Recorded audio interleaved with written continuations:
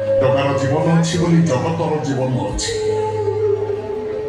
ଆମେ ଖାଉଛେ, ସେ ବି ଖାଉଛି। ଅଳପ ନୁହଁ, 60 କୋଟି 56 ପ୍ରକାର ଭୋଗ। ଆମେ ଗାଧୁଛେ, ସେ ବି ଗାଧୁଛି। ଆମେ ସାବୁନ ସକଳ ଦେଇଛେ, ହେଲେ ମୋ ଜଗା କସ୍ତୁରୀ ଚନ୍ଦନ କର୍ପୂର ଲେପି ହଉଛି। ଆମେ ବସି ଗୀତ ଶୁଣୁଛେ, ହେଲେ ମୋ ଜଗା ପରା ବସି ଗୀତ ଗୋବିନ୍ଦ ଶୁଣୁଛି।